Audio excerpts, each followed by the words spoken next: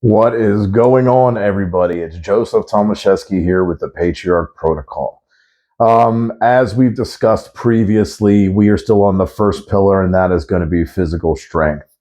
Um, I was going to record something a couple days ago. Things have been pretty busy, but there's just been a lot going on in the world today, and I've had a lot of like prayer and a lot of thoughts, and I wanted to make sure that I got my point across as clearly as possible. I think now more than ever in the world that we're living in today, that patriarchy and men being leaders in the home is super important. Um, and also, I wanted to touch on the whole aging thing and how that affects your physical uh, longevity and things of that nature, and what it does to your brain.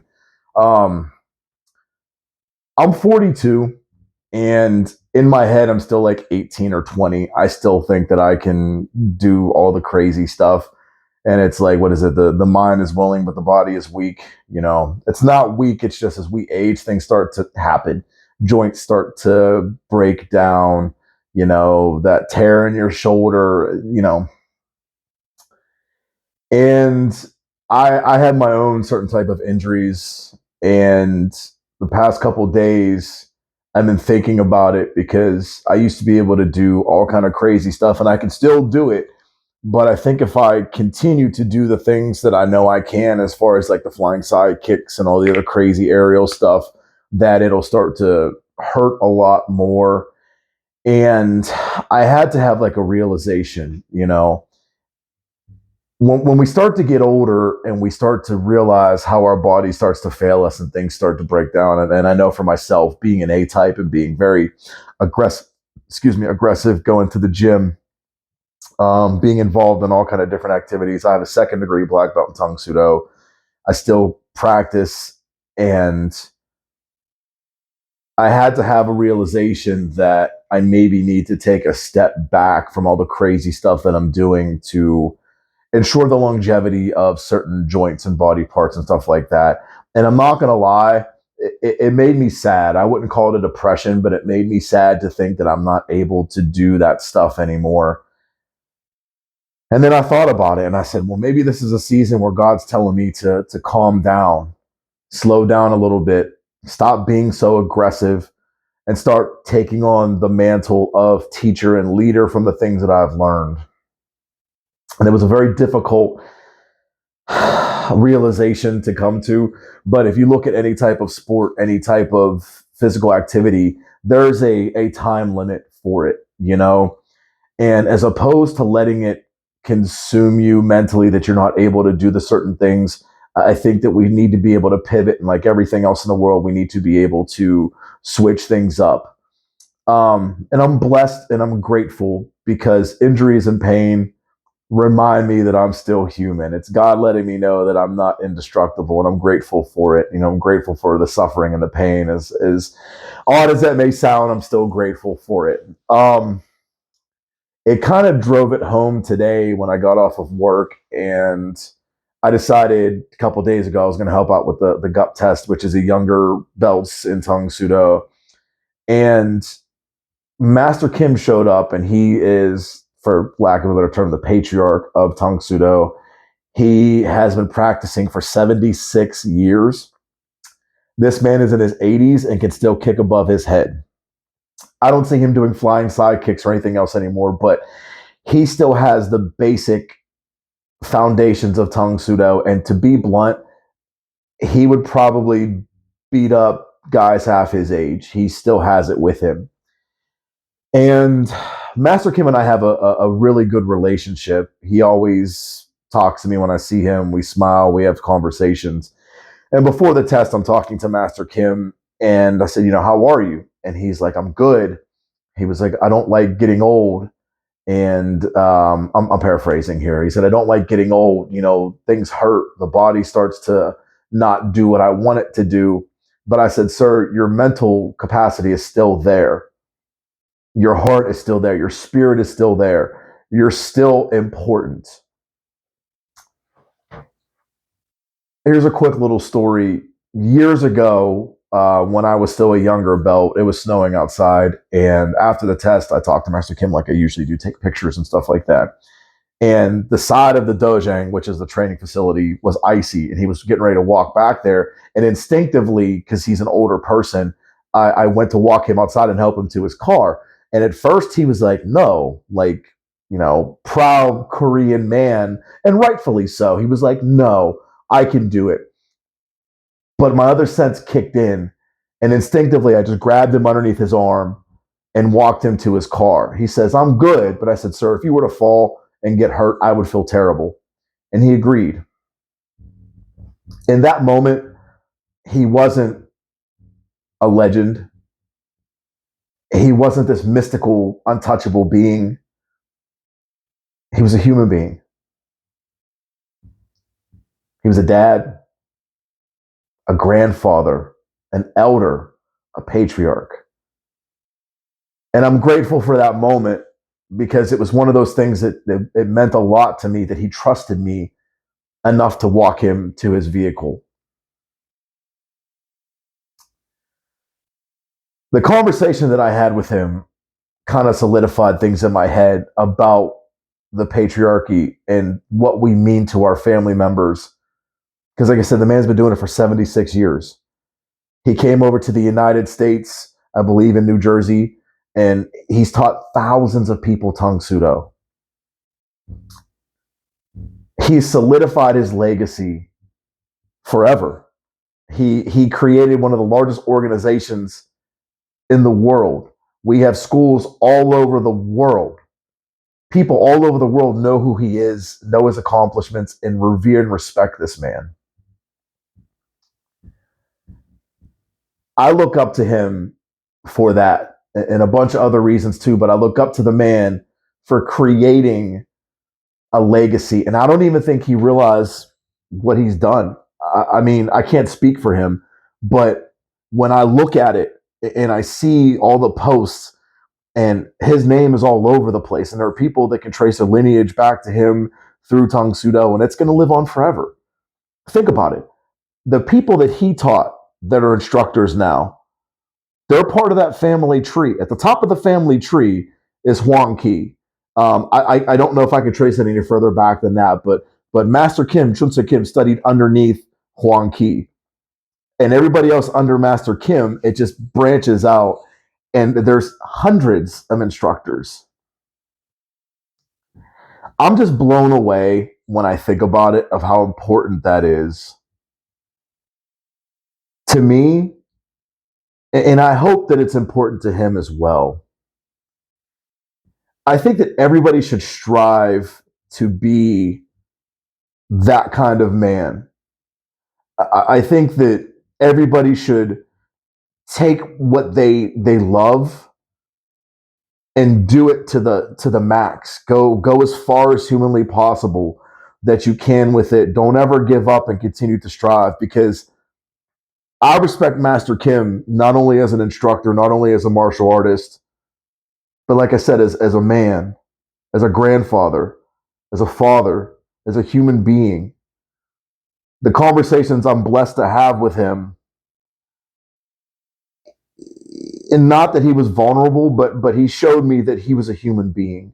And if anybody knows older martial arts instructors who were legit and who were, weren't born in America, they have a certain level of I don't know if it's dignity or what. There's a certain vibe about them that is serious, and I respect that tremendously. And I respect the fact that him and I have such a relationship to where I can talk to him like a human being, that we can laugh with each other, that, he shakes my hand, he's excited to see me. It just makes me want to make sure that I have that type of impact in my life, and that the people who are around me respect me like that. My children, the people that I teach, wherever God puts me in this world, um, I'm going to serve Him, and I'm going to do what God wants me to do. I want to be a good steward. Um, I got a little bit off topic, but where I'm trying to go with this is being somebody physically strong. there's a time limit to that. Eventually, you're going to get old. Your knees are going to get bad. Your back's going to get bad. You're going to have ailments. You might have COPD. You might have a host of things that are wrong. But if you stay active and your heart stays committed, God willing, you will still be able to do the things that you love later on in life.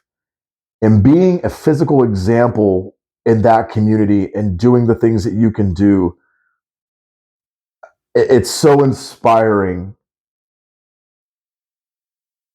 It almost makes me emotional because you could see back in like barbarian times, right? Everybody fought. It was glory for you to die on the battlefield, right? And I think it was like the 13th Warrior, that movie, The 13th Warrior, where this guy was like in his 70s, but there was a threat coming. My man put on his armor, grabbed his sword, went out and fought.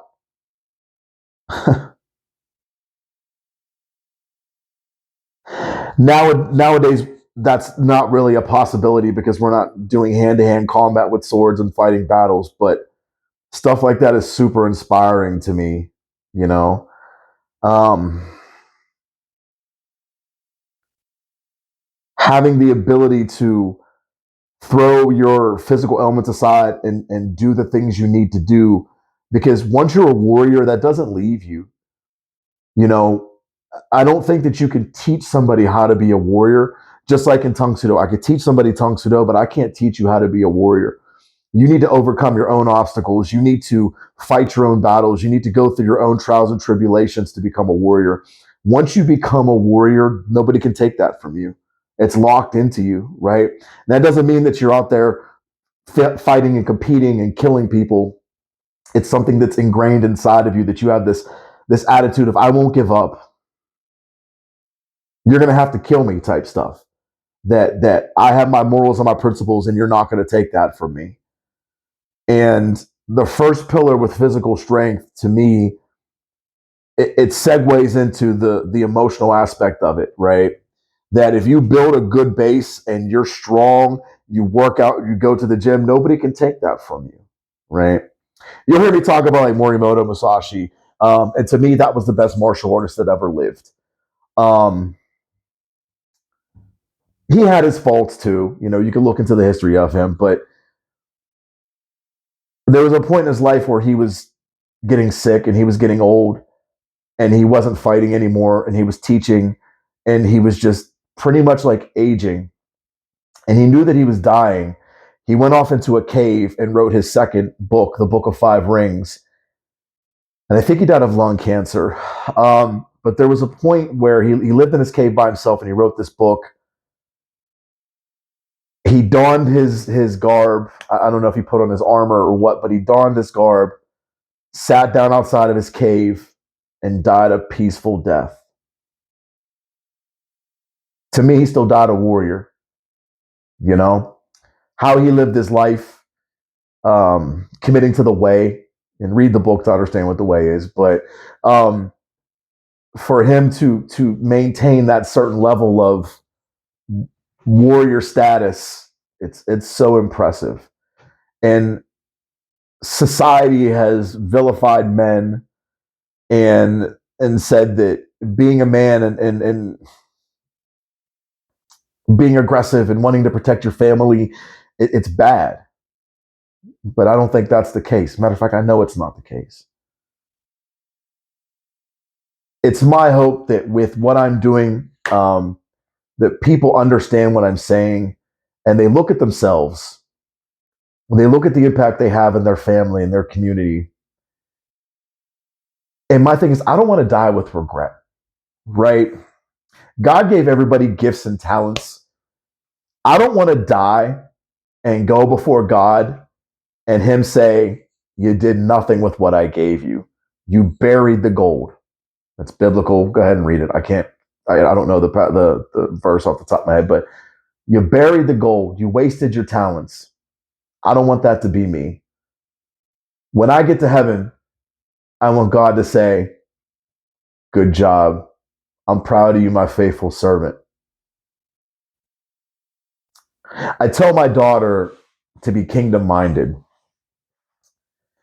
So, as I understand it, being kingdom minded is not focusing on the instant gratification on this earth, but building up a bank of things for the kingdom.